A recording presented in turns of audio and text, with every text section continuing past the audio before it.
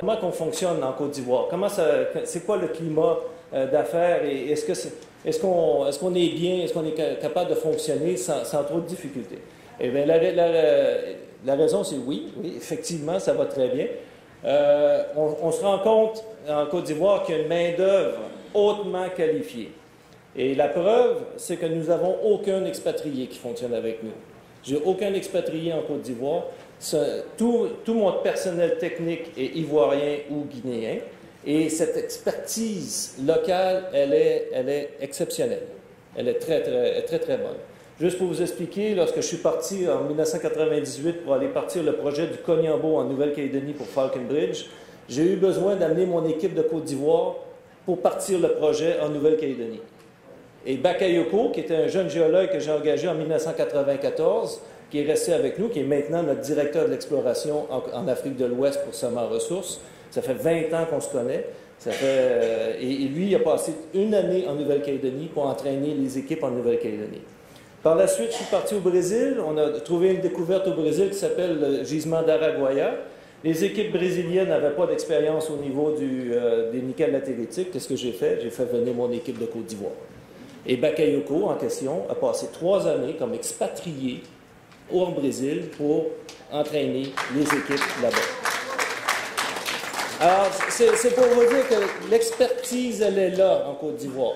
Elle est là et il n'y a aucun souci, j'ai aucune crainte. Je veux dire, on est capable de partir tout ce projet-là avec l'expertise locale.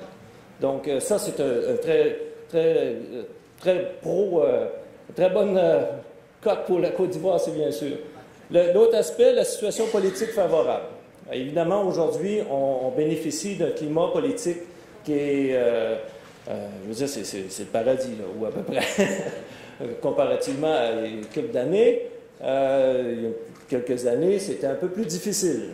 Durant la période de la crise, bien que nous, on n'a pas arrêté de fonctionner.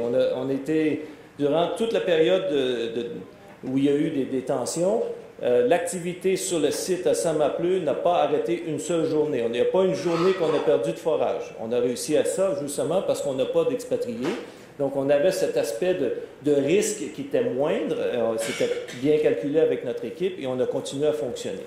Donc ça, présentement, c'est un des points très forts pour l'Afrique de l'Ouest. La situation politique est très favorable. Les infrastructures. Alors, les infrastructures en Côte d'Ivoire sont excellentes. On a des routes, on a l'énergie, on est en pleine brousse à Yorodougou, à 600 km d'Abidjan. On a quand même une ligne de 33 kVA qui passe à 5 km du gisement.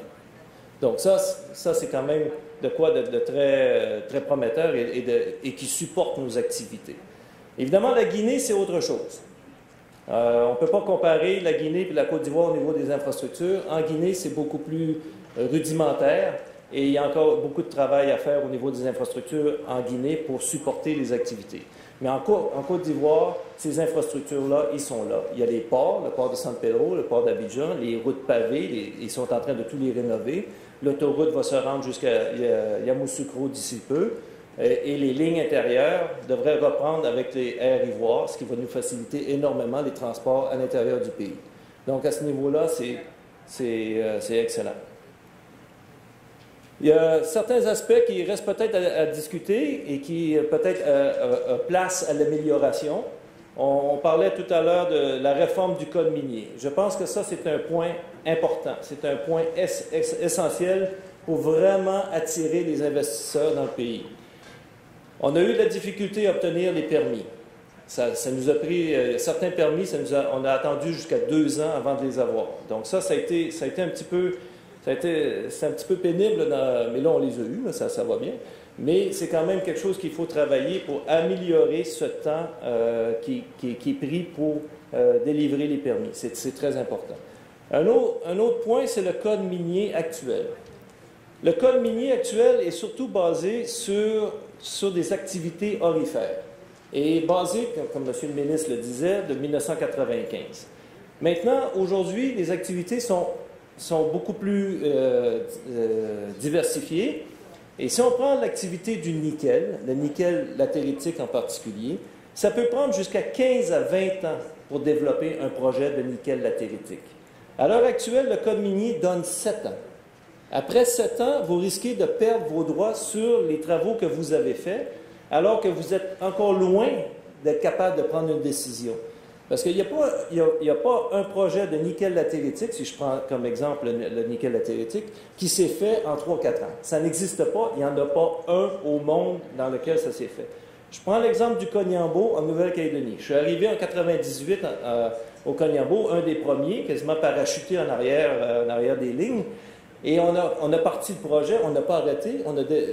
La société Falconbridge, qui est maintenant Xstrata, a dépensé jusqu'à 5 milliards de dollars sur le Cognambo, et ça commence à produire seulement qu'aujourd'hui. Ça, c'est 15 ans après. Et il n'y a pas eu d'arrêt, là. Ça a été continu.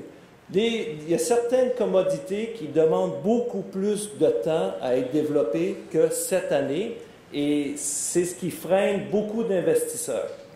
Beaucoup d'investisseurs, les grands investisseurs comme BHP ou les grandes compagnies vont être très refroidis à l'idée de dire, bon, j'investis 50 ou 60 millions de dollars en exploration, je sais que je n'arriverai pas dans les 7 ans, et là, je risque de tout perdre. Parce qu'il faut renouveler, puis peut-être qu'on ne s'entendra pas, et ainsi de suite. Bien, ils ne viennent pas. Ils ne sont tout simplement pas là. Et c'est la preuve, en Côte d'Ivoire, malheureusement, les grandes compagnies comme BHP ou Rio Tinto, ils ne sont pas là. Et une des raisons, c'est le Code minier ne permet pas de pouvoir investir suffisamment longtemps et d'avoir la sécurité de tenue des permis d'exploration sur une suffisante période de temps qui va les amener à prendre la décision au moment où ils en ont besoin. Et un autre point aussi, c'est qu'aujourd'hui, un projet minier, ce n'est pas juste de définir la ressource, dire « OK, j'ai 50 millions de tonnes à 1% de nickel, puis je pars en production ». Ça, c'est peut-être l'aspect peut-être le plus facile. Et il ne faut pas oublier que là-dessus, il faut les études environnementales. Les études de base environnementales prennent 2 ans minimum pour avoir les études de base.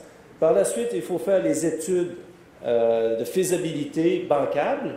Donc, ça prend encore un certain temps. Il y a les études socio-culturelles qui doivent se mettre à l'intérieur de la période allouée pour l'exploration, parce qu'on ne peut pas arriver à prendre une prise de décision en 7 ans si on n'a pas fait l'étude de base, l'étude d'impact et l'étude socio-culturelle. Alors ça s'ajoute à ce qu'il faut faire à l'intérieur du cadre limité qui est offert par le Code minier à l'heure actuelle. Donc, un des points importants ici, c'est le temps alloué. Moi, je trouve trop court. Il faut avoir plus de temps et moins de renouvellement. Donc, demain, si vous me permettez, j'aurai quelques suggestions à faire sur peut-être comment intégrer certains de ces aspects-là.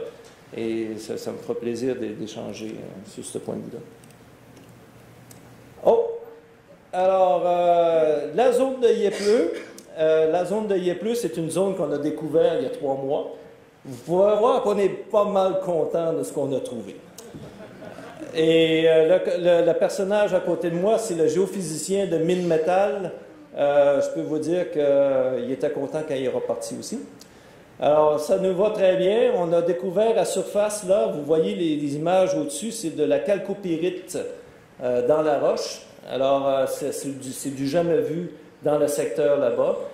Premièrement, parce que le climat africain, le climat tropical va faire que les sulfures vont être complètement détruits par la latéritisation. Mais là, en l'occurrence, on est dans les montagnes. C'est une zone qui a été protégée par un ruisseau. Et on a la chalcopyrite à la surface avec la peinlandite. On a des valeurs absolument incroyables dans le secteur. Donc, encore une fois, c'est pour vous dire le potentiel qu'on a en Côte d'Ivoire. Et ici, bon, ben, on a eu l'honneur d'accueillir Madame l'ambassadeur du Canada à notre campement d'exploration à Yorodougou en avril avec notre équipe. Vous voyez Bakayoko qui est immédiatement en arrière de Madame l'ambassadeur. Et Laetitia était venue aussi. Alors, si jamais vous passez par la Côte d'Ivoire et que vous avez envie de manger un bon foutu banane ou igname à sauce graine, là, vous prenez juste 3 jours. C'est juste 3 jours. C'est à 600 km d'Abidjan. La route est super. Ça roule à 120. D'ailleurs, il faut les retenir, les chauffeurs, parce qu'ils roulent à 150 sans problème. Donc, c'est 120, pas de problème. Une journée en haut. On vous accueille. On a un campement où on peut accueillir 60 personnes dans le village de Yurudugu, avec toutes les facilités de première classe. Et vous allez avoir un repas fantastique. Alors, vous êtes les bienvenus à Yurudugu. Merci.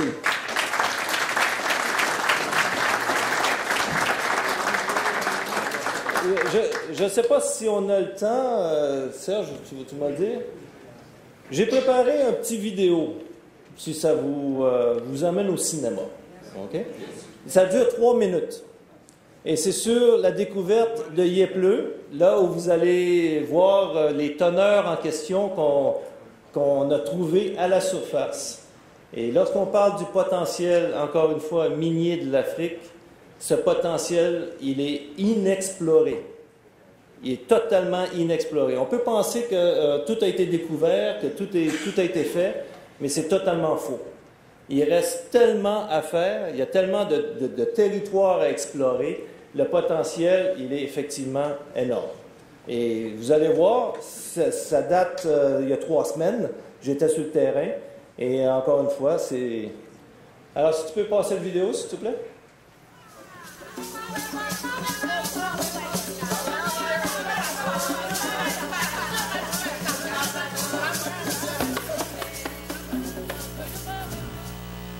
Here in Gezonpleu village. That's the end of the road. And from here we have to walk on a path like this. And we're going to walk on the hills right on top. You're going to see the original discovery zone. The discovery outcrop. This is one of the outcrop along the riverbed here. This is about 150 meters long. And we have these pods of ultramafic and mafic lenses inside the quartzite breccia. And these ultramafic and mafic lenses are the chalcopyrite right at surface. And I will use the Niton here to show the grade that we can see right there where we see the mineralization. We can see it visually. So you can perhaps see it in the screen. 0.9% copper and almost 0.1% nickel.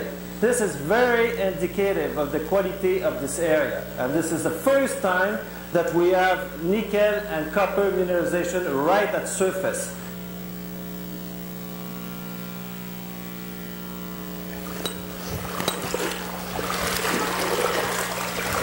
All right.